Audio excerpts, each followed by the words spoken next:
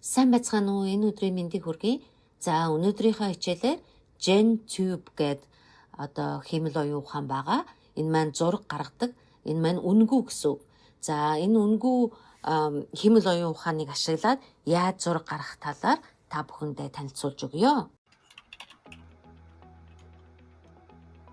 За та бүхэн GenTube цэг app гэдэг рүү ороорой.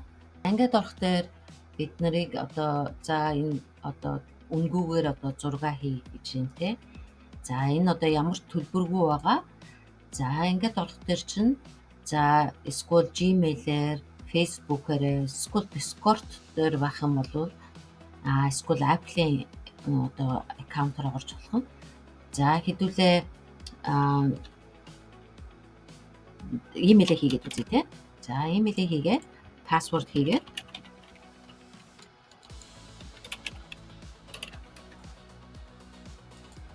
за ингээд орчлоо. За ингээд орчлоо. За тэгэхээр user name хий гэж байна. За тэгэхээр нь за ингээд ямар ч хамаагүй нэр өгөөд тэгээд орчихцаа.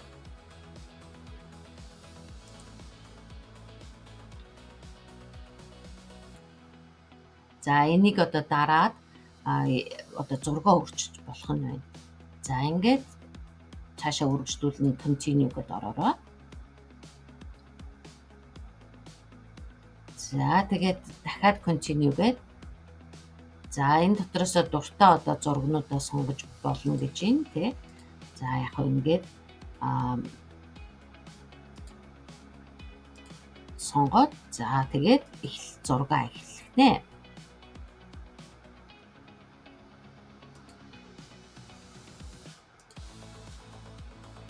За би ингээд эхлээд нь харуулъя тий. За ер нь бол энэ GenTube гэдэг дээрээ дарах дээр хүмүүсийн хийсэн юм зургнууд байгаа. За энэ хүмүүсийн хийсэн зургнуудыг бас харж болж байгаа. За дээрэс нь энийг өөрчилж бас болно. За энэ хүний хийсэн зураг дээр нь өөрчлөе гэх юм бол энэ дээр нь өөрөө бичээд өөрчилж гаргаж болох нь. За хэдүүлээ өөрсдийнхөө зургийг гаргаж үзье. За та бүхэн мэдж байгаа ер нь бол бүх хиймэл оюун ухаан ингээд ийм өгөгдөл хайрцаг байгаа тий. За энэ өгөгдөл хайрцаг маань prompt гэсэн үг тий. За энэ дээрээ бичээд өөрийнхөө зургийг гаргана гэсэн үг. За хажуу тал дээр нь баруун гар тал дээр стил гэсэн юм байгаа. За энэ стил дээрээс нь за энэ 4K бодит зураг гаргах нь. За комик зураг гаргаж болох нь байна. Аниме бас байгаа. Ингээд бүх стилүүдээ энэ хажуу талаас сонгож болох. За хэдүүлээ энэ яг бас ингээд үгээ бичингүүд чинь энэ доор нь зураг гаргаж ирнэ гэсэн. За энэний хажууд бас за settings байгаа. За энэ settings дээр хэмжээгээ өгнө. За хэдүүлээ түрүүчийн дандаа 16:9-ыг харсан байгаа. За 9:16-ыг хараад үзье. За энэ draft mode гэдэг маань за энийг ингээд дарчих юм бол draft mode биш хийсэн зураг чинь бусад хүмүүст харагдана гэсэн. Тэгэхээр энийг ингээд дарцсан дээр за тэгээд хэдүүлээ ингээд 9:16-аар сонгочихъя. За хэдүүлээ өгөгдлөө өгье. Футболкны дизайн гаргая гэж бодъё.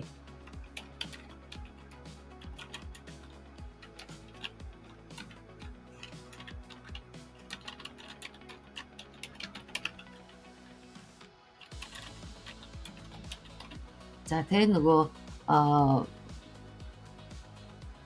нохооны зурагтай юм t-shirt-ийн дизайныг гаргаж өгөөч. Тэгэхээр яг ингээд доор нь ингээд өөрөө гаргаад ирж байна те. Зургнууд шууд ингээд үгээ хилэнгүүд гаргаад өгчөж байна те. За бид нар энэ дээр нь юу хийж болох вэ гэхээр нь за энэ дээр жишээлбэл ингээд unicornтой те байна гэж. За энийг нэмээд өгье гэж бодъё. Ингээд цаанаасаа санал өгөөд байна те. За тэрийг нь дараад ээж болно. Эсвэл энэ дээр дараад энийгээ улам өгөгдлөө сайжруулах гэх юм бол энэ дээр дараад сайжруулж болно. За тэгэхээр өнгөлөг бүр гоё гаргаад ирлээ те. За тэгэхээр энэ зураг чинь хэрвээ таалагдах юм бол энэ зургаа эсвэл одоо add to profile гэдэг энэ доор байгаа те. Энийг дарж болно. За эсвэл хэрвээ өөр дээрээ save хийгээд одоо хадгалаад авъя гэх юм бол одоо маус дээрээ дараад одоо энийгээ save хийж болох нэ. За тэгээд энийг одоо дахиад өөрчлөмөр байх юм бол дахиад одоо энэ дээрээ дараад улам гоё боломоор байна гэд энэ дээрээ өгнө. За тэгээд одоо түрүүчийнхэн зураг чинь буцаад таалагдах юм бол за энэ бүр нэг хачин юм гаргаад ирлээ те. За тэгвэл дахиад үгүй.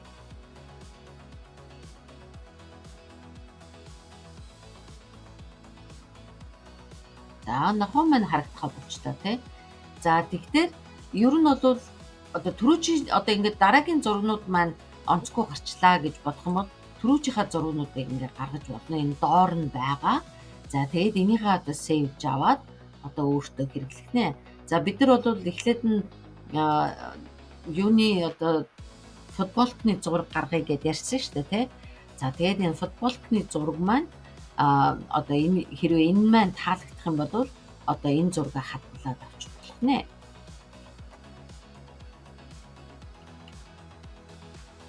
За тэгээд өөрийнхөө профайл дээр очих дээр одоо бидний хийсэн зураг маань ингээд хадгалагдсан байж байгаа.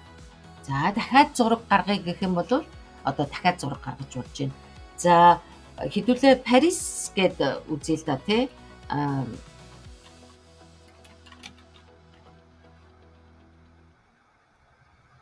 Eiffel Tower гэд тий. За ингээд биччихье.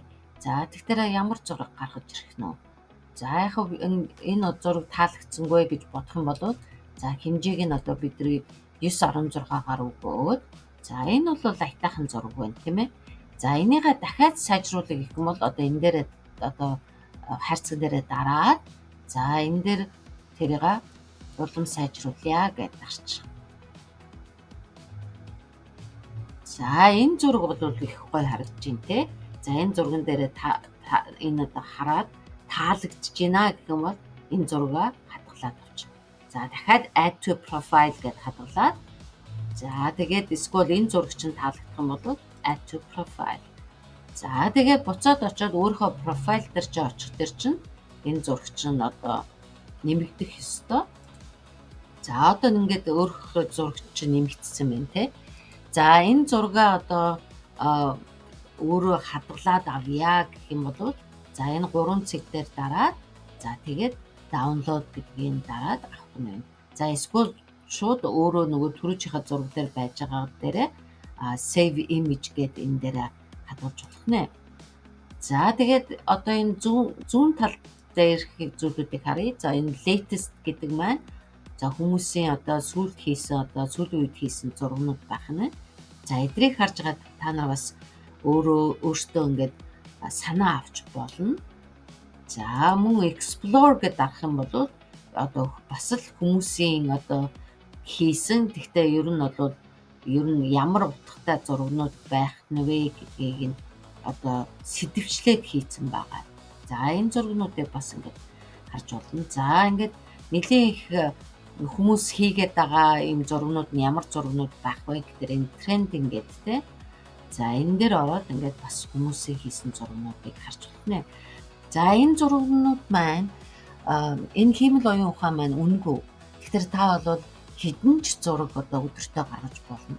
За гэхдээ би одоо бас зарим одоо хиймэл оюун ухаан тухайлбал одоо мэд журныг бол арай гүйцэхгүй юм болов уу гэж би бодож байна. За гэхдээ энэ чинь үнэгүй. Гэхдээ та бидний одоо ойр зүрийн хэрэгцээний зургнуудыг гаргаад байна. За хэрвээ энэ зургийнхаа нэгтршлийг ингээд дээшлүүлмээр байх юм бол бас энэ зургаа даунлоод хийж агаад өөр дээрээ компьютер дээрээ хадгалж аваад тэгээ Canva руу ороод Canva-гаар одоо нэгтршлийг бас нэмж болно. За тэгээд энэ бол үнэгүй хэдэн ч зураг гаргаж болохоор ийм зүйл байна. За хамгийн гол нь эдрийн нэг сайн авууштай юм нь бол та одоо өгөгдлөө эхлээд нь одоо хүн одоо нохоо муур гэл ингээд өгөх дээр чинь Одоо энэ доор нь ингээд зураг нь шууд ингээд эхлээд нь ингээд гараад ирнэ гэсэн үг. За одоо би муур гэд өгчлөө те. Муурны зураг гараад ирчлээ те. За тэгэнгүүт муурныхаа зурагных нь одоо энэ би өшөө сайжруулъя гэх юм бол одоо энэ дээр нь дараад сайжруулж болно. За тэгэхээр одоо улам энэ чинь гоё болоод гараад ирнэ гэсэн үг. За одоо энэ зургийг хэрвээ өөрөө хэрэглэе гэх юм бол энэ зургийг авч болно. За дахиад энийгээ өөрчлөмөр байх юм бол өөрөө одоо арилгаад тий.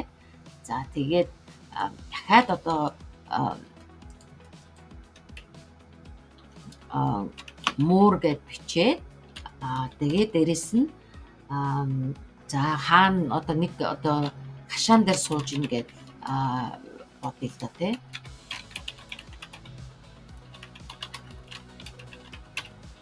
За ер нь бол их гоё промпт гаргая гэх юм бол та бас ChatGPT-гээ ашиглаад ChatGPT дээрээ ер нь бол монголоор бичээд англи одоо өгөгдлийг гаргаж ирж болно шүү.